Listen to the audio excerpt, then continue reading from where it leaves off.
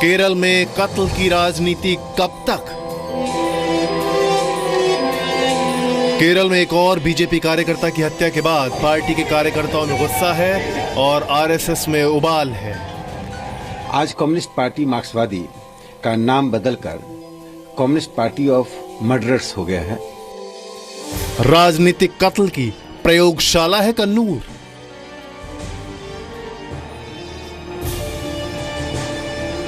जरूरत पड़े तो उनको मौत के घाट उतार दो। इतनी विकृत विचार प्रणाली केरल के अंदर कुछ राजनीतिक नेताओं ने पनपाई है। जब से पीएन विजयन की सरकार बनी है तब से यह प्रक्रिया तेज हो गई है।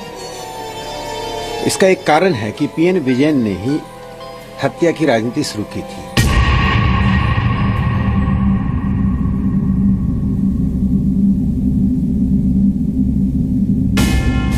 लाल सलाम के गढ़ में भगवा बर्दाश्त नहीं। संघ के पहले कार्यकर्ता की जो हत्या हुई थी केरल में, उसके एक्यूज स्वयं मुख्यमंत्री पीएन विजयन थे। आरएसएस दफ्तर पर बम फेंका गया। मैं उनको एक चेतावनी देना चाहता हूं। राष्ट्रीय स्वयंसेवक संघ पूरे देश भर में फैला हुआ संगठन है। यदि उन्होंने हत्या की राजनीति नहीं रोकी तो इसका अंजाम बहुत ही बुरा होगा। पिछले 3 दशकों में आरएसएस और सीपीएम के खूनी संघर्ष में सैकड़ों कार्यकर्ताओं की हत्या हो चुकी है और कई लोग अपंग बना दिए गए हैं। राजनीतिक हिंसा कन्नूर की संस्कृति बन चुकी है। खूनी खेल पर लेफ्ट का राजनीतिक पर्दा। वो लोग तय किया है कि वहाँ एक विमोचन आंदोलन करें, कि वहाँ ऐसा परिस्थिति पैदा करो कि वहाँ सरकार को बदनाम करके उस सरकार को गिराने का एक मौका तैयार कर। केरल में लेफ्ट की सरकार बनने के बाद से बीजेपी आरएसएस कार्यकर्ताओं पर हमले क्यों बढ़ गए हैं? The local leadership of the party has made it clear that CPIM has nothing to do with that incident. It has also been reported that there was some family dispute over property dealings. सियासत की सबसे बड़ी कब्रगाह।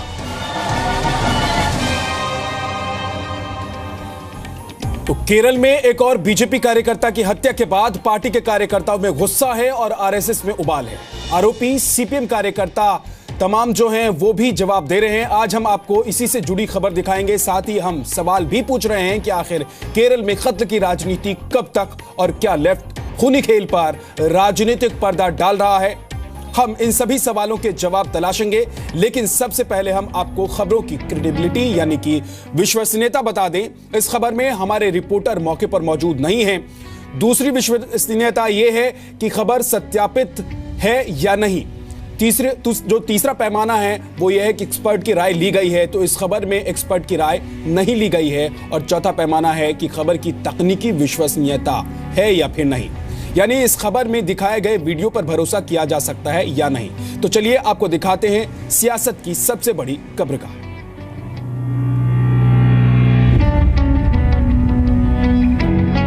केरल के कन्नूर में फिर राजनीतिक हिंसा हुई है। 52 साल के बीजेपी कार्यकर्ता संतोष की घर में घुसकर हत्या कर दी गई। आरोप सीपीएम कार्यकर्ताओं पर है। वारदात धर्मादोम इलाके के अंदालूर में हुई, जो केरल के मुख्यमंत्री पेनियारी विजयन के विधानसभा क्षेत्र का हिस्सा है। संतोष अंदालूर में ही बीजेपी के बूथ प्रेसिडेंट थे और स्थानीय निकाय का चुनाव भी लड़ चुके थे। हमले के बाद संतोष को अस्पताल ले जाया गया, लेकिन उन्होंने रास्ते में ही दम तोड़ दिया। बुधवार को देर रात हुई हत्या के बाद बीजेपी ने बंद का आह्वान किया। कल बंद के दौरान बीजेपी कार्यकर्ताओं ने सड़क पर उतरकर प्रदर्शन किया। बीजेपी कार्यकर्ता संतोष की शव यात्रा उस जगह से निकालना चाह रहे थे जहां 57वां राज्य स्कूल कला महोत्सव चल रहा था। हालांकि पुलिस ने इसकी इजाजत नहीं दी। पीएन विजयन ने ही हत्या की राजनीति शुरू की थी। संघ के पहले कार्यकर्ता की जो हत्या हुई थी केरल में, उसके एक्यूज स्वयं मुख्यमंत्री पीएन विजयन थे। आज कम्युनिस्ट पार्टी मार्क्सवादी का नाम बदलकर कम्युनिस्ट पार्टी ऑफ मर्डरर्स हो गया है। वहीं थाली परंबा इलाके में आरएसएस के दफ्तर पर एक देसी बम फेंका गया। इस वारदात में कोई घायल तो नहीं हुआ, लेकिन आरएसएस के दफ्तर को नुकसान पहुंचा है। बीजेपी अध्यक्ष अमित शाह ने कार्यकर्ता की हत्या पर ट्वीट किया। कन्नूर में राजनीतिक हिंसा की ये तीसरी घटना है। मुख्यमंत्री पेनियारी विजयन के विधानसभा क्षेत्र में पिछले 15 दिन में क्या वो हत्यारों तक पहुंचेंगे? संघ के इस कार्यकर्ता, स्वयंसेवक और सहानुभूति रखने वालों में उत्तेजना बढ़ रही है। वे धैर्य की परीक्षा न लें। दूसरी बात, मैं भारत के गृह मंत्री से अपील करूंगा कि अविलंब केरल जाकर हस्तक्षेप करें, केरल के मुख्यमंत्री को दिल्ली बुलाएं, उनसे बात करें। पुलिस ने इस मामले में कुछ लोगों को हिरासत में लिया है। पुलिस ने कहा है कि ये एक राजनीतिक हत्या है। हालांकि सीपीएम के नेताओं का कहना है कि आरएसएस केरल सरकार को बदनाम करने की मुहिम चला रहा है। ये आरएसएस का एक सोचे समझे साजिश है। जिस दिन केरला में वामपंथी सरकार शपथ लिया है, उसी दिन कन्नौर में हमारा कार्यकर्ता को मर्डर किया और उसके बाद इसके महीना में 7-8 हमारा कार्यकर्ता मर्डर हो गया रोज। और वो लोग तय किया है कि वहां सरकार को बदनाम करके उस सरकार को गिराने का एक मौका तैयार कर। पिछले साल हुए चुनाव से पहले और चुनाव के बाद केरल में आरएसएस और बीजेपी कार्यकर्ता निशाने पर रहे हैं।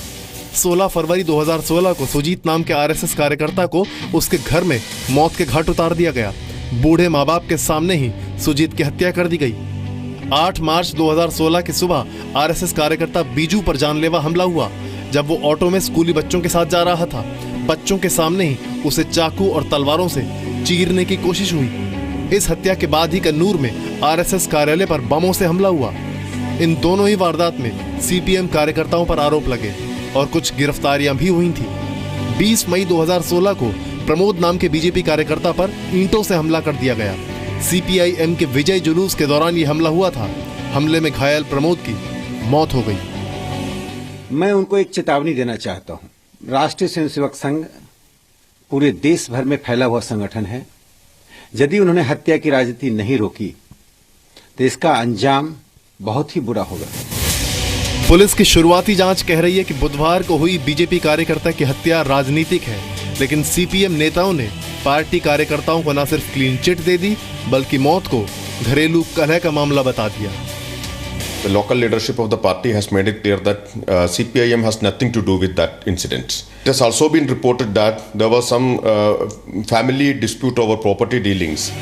दिसंबर 2015 में प्रधानमंत्री मोदी ने भी केरल में पार्टी की रैली के दौरान बीजेपी कार्यकर्ताओं के खिलाफ राजनीतिक हिंसा का जिक्र अपने भाषण में किया था।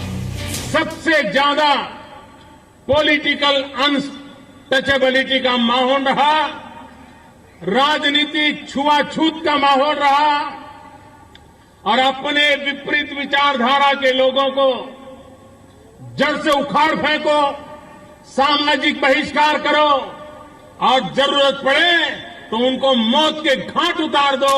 इतनी विकृत विचार प्रणाली केरल के अंदर कुछ राजनीतिक नेताओं ने पनपाई है। 2016 में हुए विधानसभा चुनावों में बीजेपी ने केरल में 15% वोट हासिल किए थे और पहली बार ओ राजगोपाल ने बीजेपी के खाते में केरल विधानसभा की एक सीट भी डाली। सवाल यही है कि क्या केरल में बीजेपी के बढ़ते दायरे से लेफ्ट में बौखलाहट है और ये हत्याएं भी इसी बौखलाहट का नतीजा हैं। ब्यूरो रिपोर्ट, जी मीडिया।